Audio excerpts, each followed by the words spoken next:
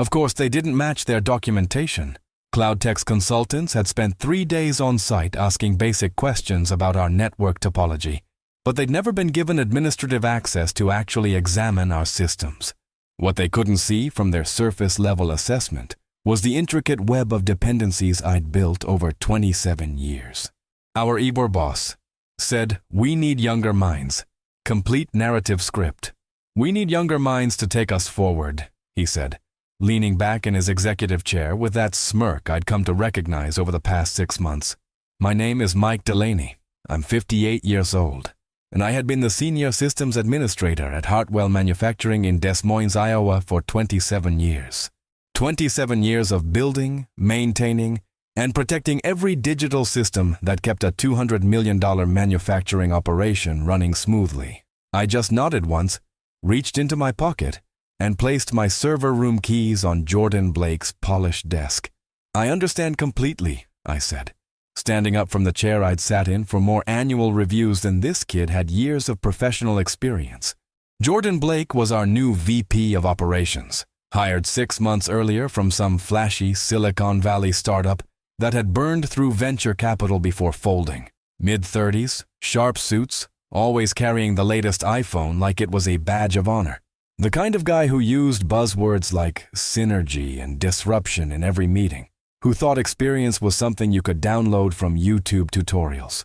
He'd made it clear from day one that he viewed anyone over 50 as dead weight, legacy baggage that needed to be cleared out to make room for his vision of a modern, agile workplace. What Jordan didn't understand, what he'd never bothered to learn despite my attempts to brief him during his first weeks, was that Hartwell Manufacturing wasn't some nimble tech startup. We were a 75-year-old company that made industrial equipment for factories across the Midwest. Our clients weren't venture capitalists looking for the next big thing. They were plant managers who needed machinery that worked every single day for decades, who valued reliability over innovation, substance over style, and our computer systems reflected that philosophy. They were built to last, built to work, built by someone who understood that a manufacturing floor doesn't stop for system updates or compatibility issues. Our ERP system alone represented thousands of hours of custom programming, with specialized modules I'd written personally to handle the unique aspects of our manufacturing processes. The inventory management system included real-time integration with 14 different suppliers, each using different data formats and authentication protocols that I'd negotiated and implemented over years of relationship building. Our quality control database contained 7 years of statistical process control data with custom analysis algorithms that helped predict equipment maintenance needs weeks before failures occurred. These weren't off-the-shelf solutions you could replace with cloud alternatives. They were carefully crafted tools that gave Hartwell competitive advantages in efficiency, quality control, and cost management. I had started at Hartwell in 1996, back when the company was still transitioning from paper-based everything to their first computer network.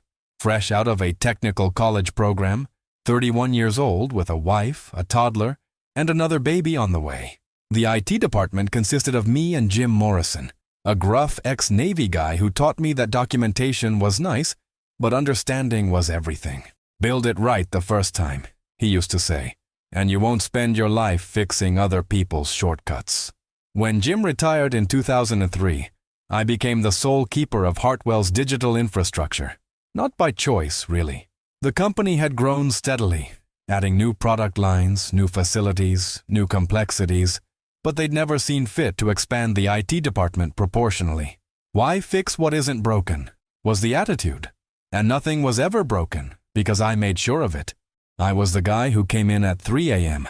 when a server hiccuped, who worked weekends to install updates during downtime, who kept mental maps of every cable, every connection, every custom workaround that kept our hybrid legacy modern systems talking to each other.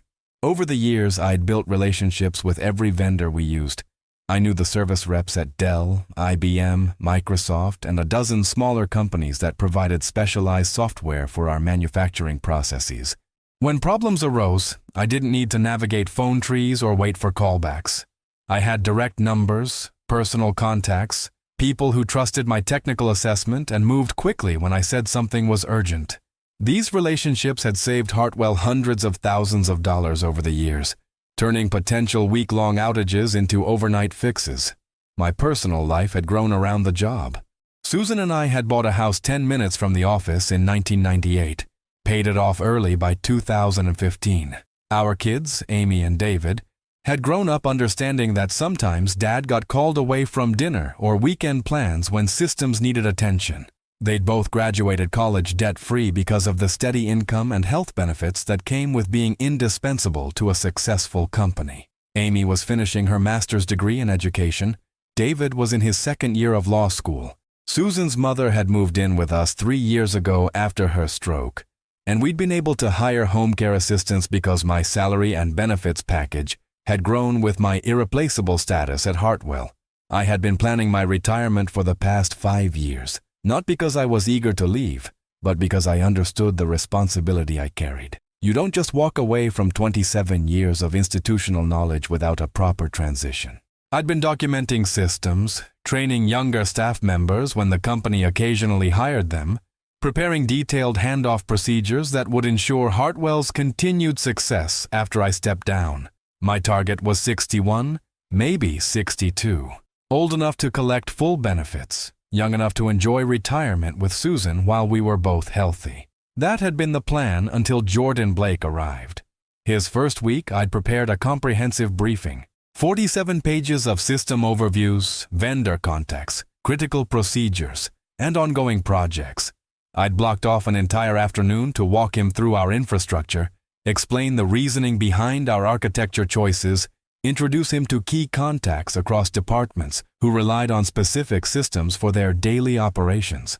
Jordan had glanced at the first page, set it aside, and launched into a presentation about cloud migration strategies and artificial intelligence integration. "We need to modernize everything," he'd said, pulling up slides on his laptop. "Move away from these legacy systems. Embrace cutting-edge solutions. The manufacturing sector is ripe for disruption." He'd used that word, disruption, like it was inherently positive, as if 27 years of reliable operation was a problem that needed solving rather than an achievement worth protecting. Over the following months, Jordan had made his intentions clear. He'd brought in consultants to evaluate our systems, young contractors who spent billable hours asking me basic questions about network topology and database relationships that any competent IT professional should have understood from documentation. Except there wasn't comprehensive documentation, not in the way these consultants expected. Our systems had evolved organically over decades, with customizations and integrations that made sense in context, but looked chaotic to outsiders who didn't understand the business requirements behind each decision. I'd tried to explain this to Jordan during our monthly meetings, how our ERP system had been customized to handle the specific workflows of our manufacturing processes, how our inventory management database included custom fields and calculations that reflected decades of learned efficiencies, how our vendor integration systems used authentication protocols and data formats that had been negotiated personally with each supplier to ensure reliable, secure communications. But Jordan wasn't interested in explanations.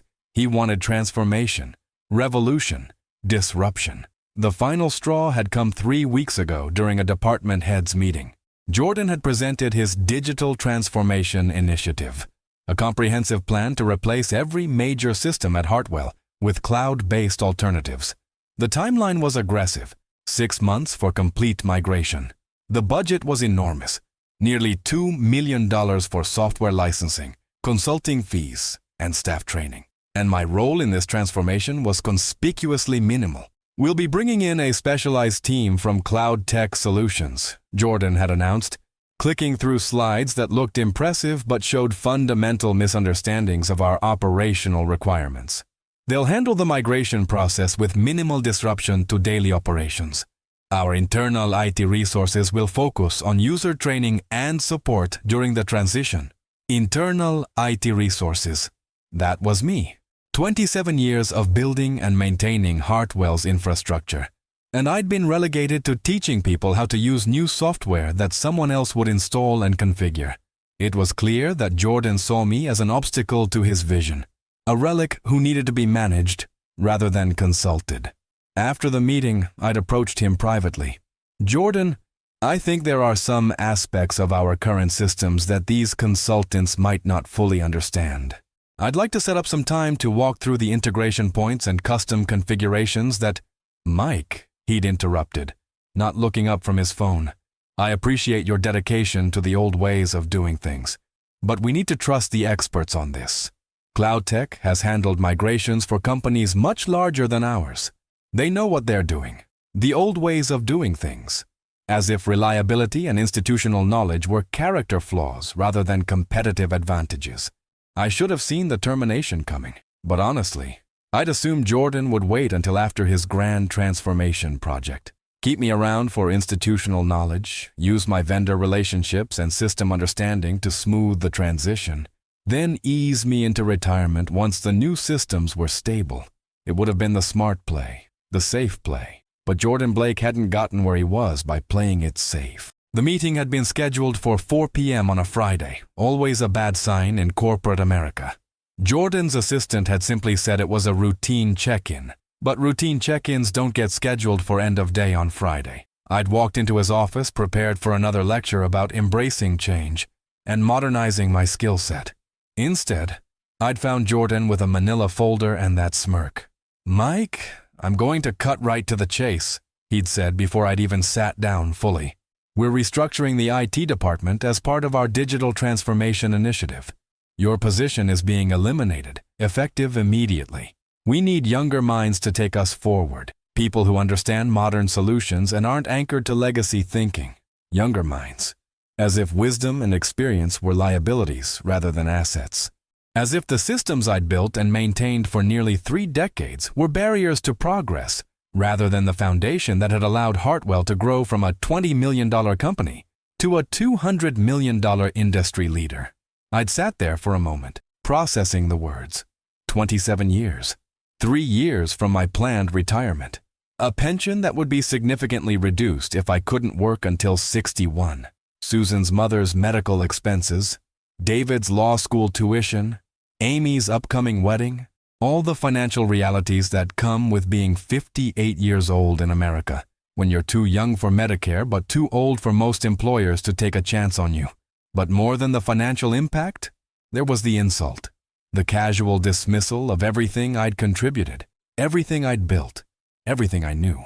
Jordan was treating me like I was some obsolete piece of equipment that could be unplugged and wheeled away without consequence. He had no idea what he was about to lose. "I understand completely," I'd said, reaching into my pocket for the server room keys. 2 keys on a simple ring, one for the main server room, one for the backup facility across town. Physical keys to physical locks, because despite Jordan's beliefs about modernization, some security measures work better when they're simple and reliable. I'd placed them on his desk with a soft click. "Great. I'm glad you're taking this professionally," Jordan had said, sliding the keys toward himself without really looking at them. "HR will be in touch about your final paycheck and benefits transition. We appreciate your years of service." Your years of service. Like I'd been punching a time clock at a factory, rather than architecting the digital nervous system that kept Hartwell Manufacturing alive. I'd stood up, shaken his hand with the same professional courtesy I'd shown every executive at Hartwell for 27 years, and walked out of his office, past the cubicles where I'd trained junior staff members who'd moved on to other companies for better opportunities, past the conference room where I'd presented quarterly reports showing 99.7% uptime for our critical systems, past the help desk where Linda Morrison, Jim's niece, was fielding routine user questions with the patience I'd taught her. "Have a good weekend, Mike," she'd called out, not knowing it would be my last. "You too, Linda," I'd replied, and I'd meant it. Linda was good people, smart, and dedicated. She'd be fine wherever she ended up after Jordan's transformation project collapsed. I'd cleaned out my desk on Monday morning, arriving early to avoid awkward conversations with coworkers who didn't know I'd been terminated. 27 years of work life fit into 2 cardboard boxes. Certifications, vendor documentation, personal coffee mug, a photo of Susan and the kids from David's college graduation. I'd left behind the 3-ring binders full of system documentation I'd been preparing for my eventual retirement, figuring Jordan's modernization consultants wouldn't want to be bothered with legacy thinking. Susan had been devastated when I told her that weekend. Not just about the financial implications, though those were serious. She was heartbroken about the disrespect, the casual cruelty of dismissing someone's career with a buzzword about younger minds. We'd spent Sunday afternoon recalculating our retirement plans, looking at early Social Security options, discussing whether we'd need to sell the house or find a way to transition Susan's mother to assisted living we couldn't afford. Maybe it's a blessing in disguise, Susan had said, trying to find silver lining in the storm clouds. Maybe you'll find something better, something that appreciates what you bring to the table. I'd nodded and agreed. But privately, I wasn't optimistic. The job market for 58-year-old IT professionals isn't exactly booming, especially in Des Moines. Most companies want younger employees they can pay less and work harder. Most hiring managers look at someone my age and see health insurance costs and vacation time rather than experience and reliability. Monday morning, I'd been sitting at my kitchen table with a cup of coffee and my laptop, starting the dispiriting process of updating my resume, when my phone rang. The caller ID showed Hartwell Manufacturing's main number. Mike? Thank God you answered. It was Linda Morrison, and she sounded panicked. We can't get into anything. The ERP system won't accept anyone's credentials. The file servers are completely locked down, and the manufacturing floor is asking why they can't access their production schedules. I'd taken a sip of coffee, considering my response. Did you try the standard administrative passwords? Of course we did. Nothing's working. Even Jordan's VP access isn't getting through. He's been on the phone with CloudTech for an hour, but they're saying our systems don't match their documentation. Of course they didn't match their documentation. CloudTech's consultants had spent 3 days on site asking basic questions about our network topology, but they'd never been given administrative access to actually examine our systems. What they couldn't see from their surface-level assessment was the intricate web of dependencies I'd built over 27 years. Our ERP system used a multi-tiered authentication architecture with rotating encryption keys that I'd implemented after a security audit in 2018. The manufacturing floor databases required specific SQL query formats that I'd optimized for our particular hardware configurations. Even something as simple as user account management involved custom Active Directory modifications that integrated with our physical security systems, time clock software, and payroll processing. Jordan had been too protective of his transformation timeline to allow for proper discovery phases. So CloudTech was essentially trying to perform surgery on a patient they'd never examined. Mike, I know you're not supposed to be dealing with this anymore, but we're completely dead in the water here. Can you help us out? I'd felt a familiar tug of responsibility, the same instinct that had driven me to solve problems at Hartwell for 27 years. These weren't Jordan's systems failing. They were systems I'd built and maintained, systems that reflected decades of careful engineering and gradual improvement. In a sense, they were my children, and seeing them locked down and inaccessible felt like watching your kids cry without being able to help. But then I'd remember Jordan's smirk, his casual dismissal of my legacy thinking, his confident assertion that CloudTech knew what they were doing better than I did. Linda, I'm sorry, but I don't work there anymore. Jordan has the keys to everything. He'll need to work with his modernization consultants to resolve any access issues. But Mike, the keys don't help if we don't know the passwords. Nobody has the administrative credentials except... She'd paused, realizing the implication of what she was saying. Except me, I'd finished. But I'm not part of the team anymore, remember? Jordan needs younger minds for this kind of problem solving. I'd hung up feeling slightly guilty but mostly vindicated. This was exactly what I'd tried to warn Jordan about during those monthly meetings he'd spent scrolling through his phone. Computer systems aren't just hardware and software. They're accumulated knowledge, documented procedures, and institutional memory. They're relationships with vendors and understanding of business processes. They're 27 years of small decisions and careful customizations that work together to create something greater than the sum of its parts. The second call had come an hour later. Jordan Blake himself, and his tone was notably different from our last conversation. Mike, we're having some technical difficulties with the transition process. I was hoping you might be able to provide some quick guidance on our access protocols. I gave you the keys, Jordan, I'd said, keeping my voice neutral and professional. That should be everything you need. The keys, yes, but we're having trouble with the password architecture. The CloudTech team is saying our systems are more complex than their initial assessment indicated. More complex. As if complexity was an accident rather than a carefully engineered response to sophisticated business requirements. As if the past 27 years had been spent making things complicated rather than making them work. I'm sure your younger minds can figure it out, I'd said. After all, CloudTech handles migrations for companies much larger than Hartwell.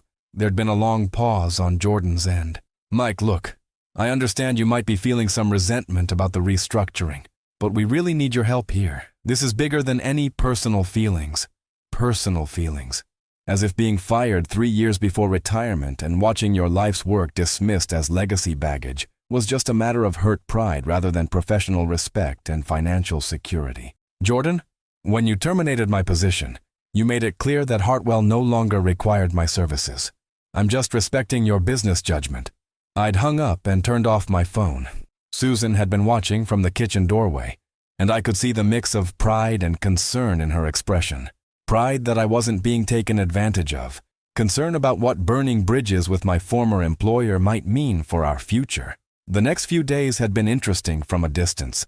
Through Linda Morrison's Facebook posts and conversations with other former Hartwell employees I'd stayed in touch with, I'd pieced together the growing crisis at my former company. The ERP system remained locked down, which meant production scheduling was being handled with whiteboards and printed spreadsheets. The file servers were inaccessible, which meant engineering drawings and quality control documentation couldn't be retrieved. Customer service couldn't access order histories or shipping information. Most critically, the vendor integration systems had failed completely. These weren't simple email connections or basic data transfers. I'd spent years building custom APIs that connected our purchasing system with suppliers' inventory databases, allowing real-time availability checking and automated reorder protocols. Our largest supplier, Henderson Steel, used a proprietary data format that required custom parsing algorithms I'd written in Python, with error handling routines that could distinguish between temporary network issues and actual inventory shortages. Our electronics supplier required OAuth 2.0 authentication with rotating certificates that I renewed quarterly through a personal relationship with their IT director. Without these automated connections, Hartwell's procurement team was essentially flying blind, unable to verify supplier availability or track order status in real time. Purchase orders weren't being transmitted electronically, shipping confirmations weren't being received, and inventory levels weren't being updated automatically. Hartwell's lean manufacturing approach depended on just-in-time delivery and real-time inventory tracking. Without those automated systems, the entire operation was grinding toward a halt. CloudTech had brought in additional consultants, specialists in legacy system integration and security protocols, but they were working without documentation, trying to reverse engineer 27 years of gradual customization and improvement. Every fix they attempted seemed to create new problems, and their billable hours were accumulating faster than their progress. By Thursday, I'd heard through the grapevine that Jordan was facing serious pressure from Hartwell's executive team. The company was losing money every day the systems remained down, and major customers were starting to ask uncomfortable questions about delivery delays and communication breakdowns. The board of directors, most of whom had been with Hartwell long enough to remember my reputation for reliability, was asking pointed questions about the timing of my departure and the wisdom of Jordan's transformation initiative. That's when my phone had rung with a number I didn't recognize. Des Moines area code, but not a contact in my phone. Mike Delaney, this is Rebecca Chen from Midwest Industrial Systems. I hope you don't mind me calling you directly. I got your number from Jim Morrison. Jim Morrison, my old mentor, who'd retired from Hartwell 15 years earlier, but still kept tabs on the industry through former colleagues and vendor relationships. If Jim was giving out my number, it meant word was spreading through Des Moines' tight-knit industrial technology community. Not at all, Rebecca. What can I do for you? Well, I'll be direct. We've heard through industry channels that you're no longer with Hartwell, and we wanted to explore whether you might be interested in discussing opportunities with MIS. We are a systems integration firm that works with mid-size manufacturers throughout the Midwest. We need someone with deep experience in legacy system management and vendor relationships. Legacy system management. The same expertise Jordan had dismissed as obsolete thinking was being described as valuable experience by someone who actually understood the industry. Rebecca and I had talked for nearly an hour. Midwest Industrial Systems worked with companies similar to Hartwell, manufacturers who had grown organically over decades and needed their computer systems to reflect that evolution rather than fight against it. They weren't interested in disruption for its own sake. They were interested in making things work better, more reliably, more efficiently. The position she was describing was Director of Infrastructure Services, essentially a consulting role where I'd work with multiple client companies to assess their systems, recommend improvements, and oversee implementations. The salary was 20% higher than what I'd been making at Hartwell. The benefits package included a signing bonus to compensate for the pension I'd lost by leaving early. And the timeline was perfect. A 3-year contract with the option to extend or transition to part-time consulting as I approached actual retirement age. I should mention, Rebecca had said near the end of our conversation, we've been watching the situation at Hartwell with professional interest. Word travels fast in our industry when a major manufacturer has system failures. If you're interested in the position, we'd love to have you start as soon as possible. I'd scheduled an in-person interview for the following Monday. That Friday afternoon, exactly 1 week after Jordan had terminated my position, my phone had rung again with Hartwell's main number. Mike, it's Jordan. I think we got off on the wrong foot earlier this week. I was hoping we could meet and discuss bringing you back as a consultant to help resolve our current technical challenges. Bringing me back as a consultant. After firing me for being too old and too tied to legacy thinking, Jordan wanted to hire me back to fix the problems his younger minds had created. What kind of consulting arrangement were you thinking about? I'd asked, genuinely curious about his proposal. Well, we'd bring you in on a temporary basis, maybe 30 days, to help with password recovery and system documentation. We'd pay your consulting rate, of course. My consulting rate? As if I'd been planning to become a consultant rather than being forced into it by his poor judgment. And after 30 days? After 30 days, we'd have everything documented and transitioned to our permanent team. The Cloud Tech consultants would be fully up to speed on our systems. So Jordan wanted me to train his replacement consultants, essentially doing for free what I'd tried to do for him during his first months on the job. Except now he'd have to pay consultant rates for knowledge he could have accessed with professional courtesy 6 months earlier. Jordan, I appreciate the offer, but I don't think I'm the right fit for what you're looking for. As you mentioned last week, you need younger minds to take Hartwell forward. I wouldn't want my legacy thinking to interfere with your transformation initiatives. There'd been another long pause. Mike, I think there might have been some miscommunication about your departure. Obviously, we value your experience and knowledge. This temporary consulting arrangement could potentially lead to a permanent position if things work out well. Miscommunication. As if telling someone they're being fired because the company needs younger minds was somehow ambiguous rather than insulting. I don't think there was any miscommunication, Jordan. You were very clear about your assessment of my contributions and your vision for the department's future. I respect that assessment, and I think it's best for everyone if I pursue opportunities that are better aligned with my skill set. What opportunities? Jordan had asked, and I could hear the panic creeping into his voice. I'll be starting as Director of Infrastructure Services at Midwest Industrial Systems on Monday. They specialize in legacy system management and seem to value institutional knowledge as an asset rather than a liability. The silence that followed had been deeply satisfying. Jordan was realizing that his casual dismissal of 27 years of expertise hadn't just eliminated a salary from his budget. It had created a competitor. Someone with intimate knowledge of Hartwell's systems and operational weaknesses, now working for a company that served the same market. Mike, I think we should discuss this further. Maybe we can work out a better arrangement. Jordan, I gave you the keys. That's all you said you needed. I'd hung up and immediately called Rebecca Chen to accept the position at Midwest Industrial Systems. My first week at MIS had been everything I'd hoped for, and more. The company culture valued experience and institutional knowledge. My new colleagues were seasoned professionals who understood that reliability was more important than novelty, that understanding business processes was more valuable than chasing technology trends. The office was smaller than Hartwell's, but the work was more interesting. Instead of maintaining one company's systems, I was consulting with multiple clients, solving different problems, applying my experience across a variety of industries. Most importantly, I was being treated as an expert rather than an obstacle. When I explained why certain modernization approaches might create more problems than they solved, people listened. When I recommended gradual improvements over wholesale replacements, my suggestions were taken seriously. When I warned about integration challenges or vendor relationship complexities, my concerns were addressed in project planning rather than dismissed as resistance to change. 3 weeks into my new position, I'd been assigned to lead a proposal development team for a potential new client.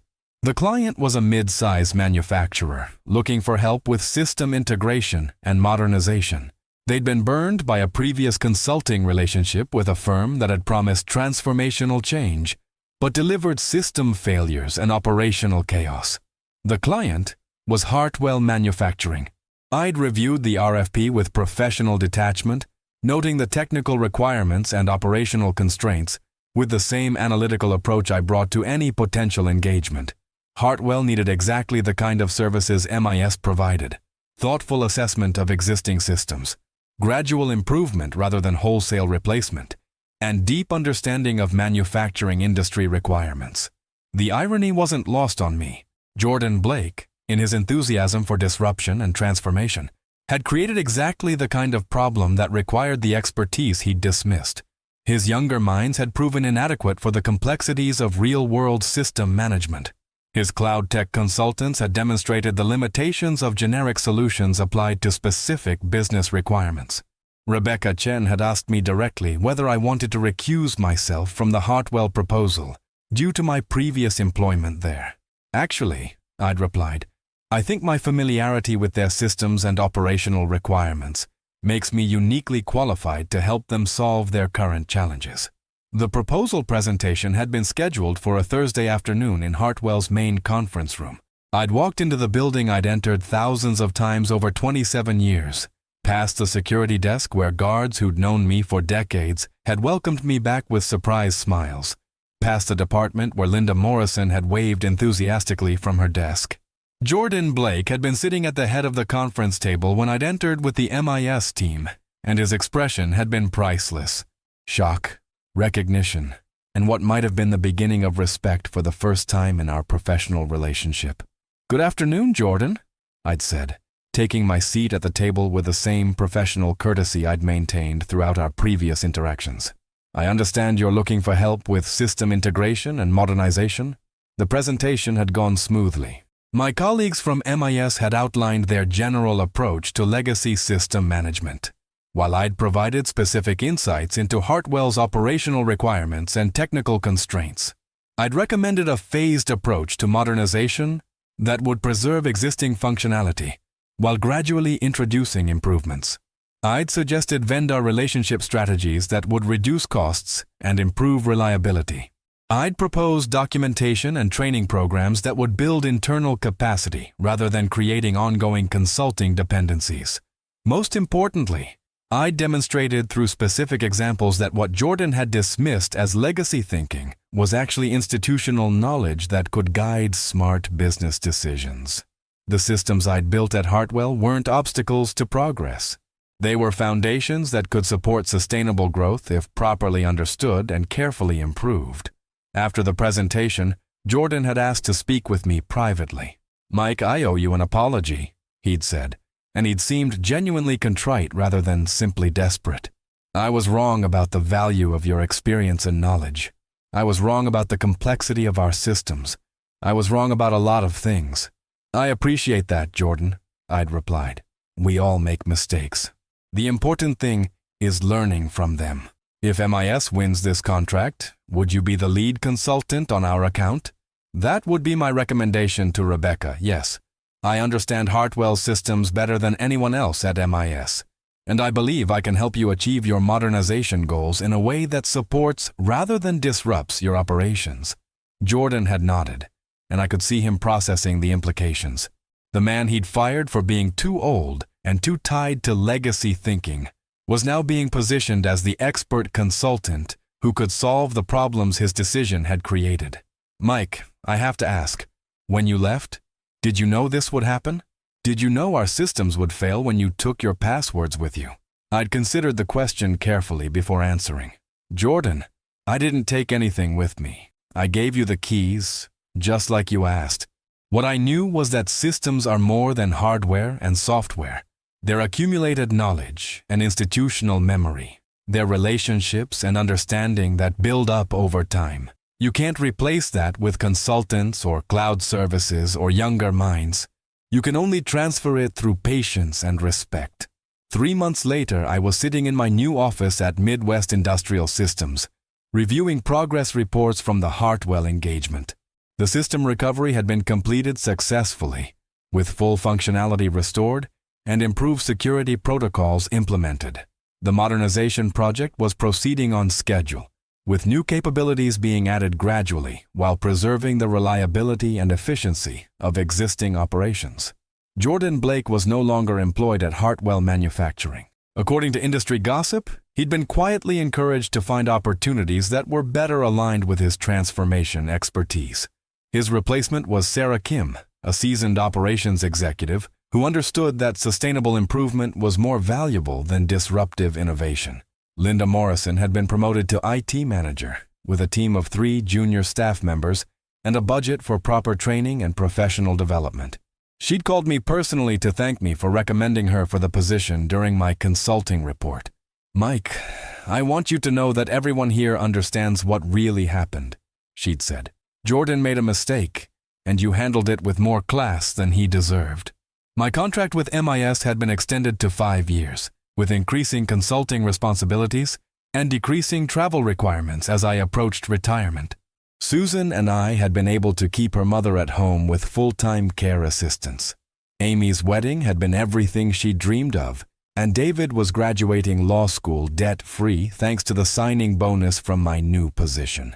Most importantly, I'd learned that being fired at 58 wasn't the end of my career. It was the beginning of a new chapter that valued my experience rather than dismissing it, that treated institutional knowledge as an asset rather than a liability. Sometimes when people ask me about getting older in the technology industry, about dealing with younger managers who think experience is obsolete, I tell them about Jordan Blake and his need for younger minds. I tell them about the importance of building systems that work, rather than systems that look impressive. I tell them that true expertise isn't about knowing the latest trends or using the newest tools. It's about understanding how things work, why they work, and what happens when they don't work. And I tell them that sometimes the best response to being undervalued is simply proving your worth elsewhere and letting the results speak for themselves. I hadn't sought revenge against Jordan or Hartwell. I hadn't sabotaged anything or taken proprietary information.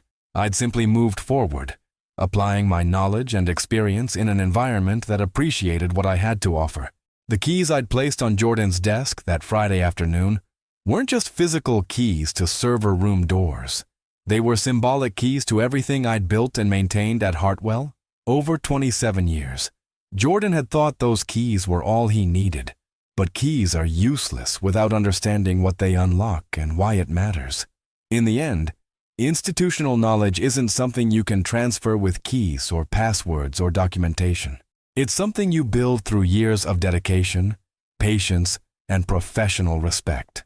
It's something you earn by solving problems and building relationships and making things work when they need to work. Jordan Blake had been right about one thing. Hartwell Manufacturing did need younger minds to take them forward, but they also needed older wisdom to guide those minds, to provide context and understanding, to ensure that moving forward didn't mean leaving behind everything that had made success possible in the first place. I gave him the keys. That was all he'd asked for. That was all he thought he needed. And in the end, that was exactly what he deserved.